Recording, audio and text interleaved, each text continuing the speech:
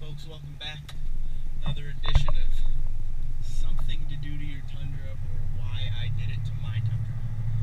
So today I got a tweet from Jason asking about the TRD intake that I put in this truck, and I figured I would make a video about the TRD intake versus the other intakes on the market, and then you can make the intelligent last decision on whatever you guys want to do.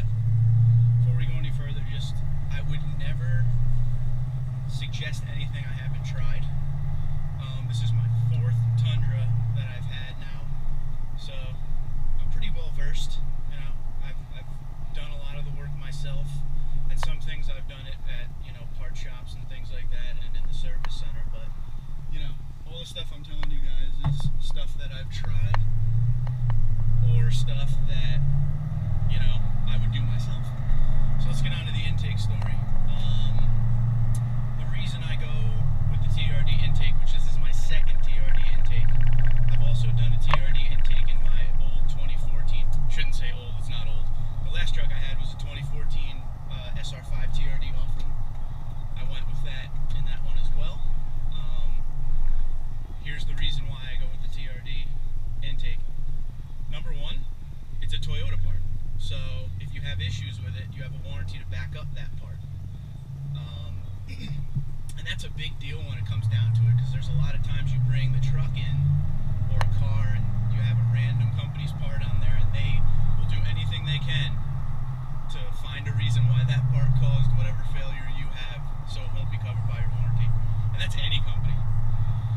But the TRD intake, is covered by Toyota, and you get a warranty with it, and it doesn't affect your actual vehicle warranty.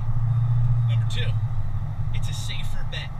Maybe it's because I'm getting older, I don't know, but it's a safer bet to go with a part that is actually designed for your vehicle, not designed for your vehicle and 15 other models on the market of all different types of trucks or cars.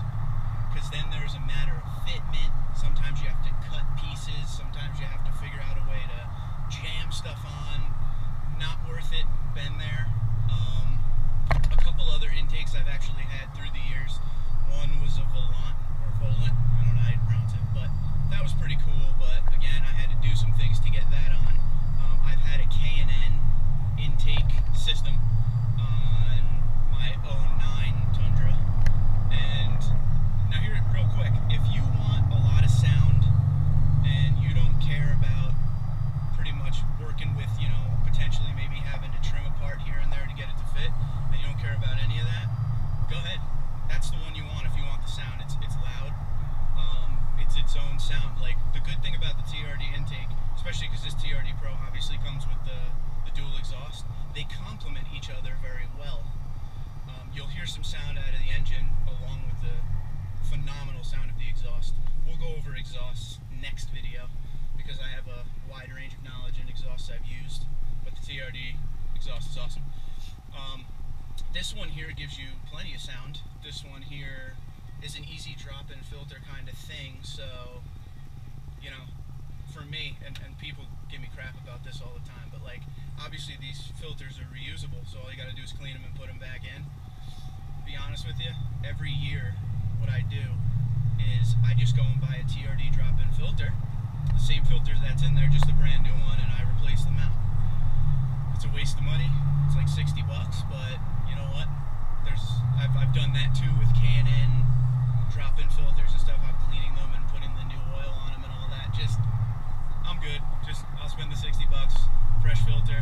The winters, I'm in Jersey, the winters here sometimes, the road salt, all the stuff that gets caught up in that filter, it's just not worth the time. It's just 10 times. Sometimes it's easier to just pay so something can get done quick and easy. I'm that guy. I don't want to sit in line at a gas station because I'm going to save 10 cents. I'd rather go to a gas station that's empty and pay 10 cents more to get in and out.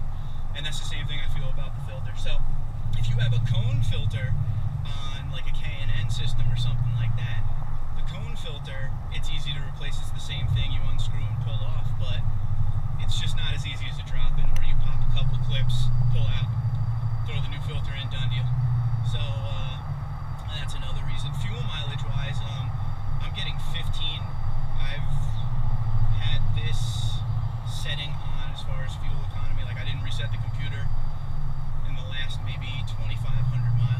getting 15, and it's 90% of that is city driving.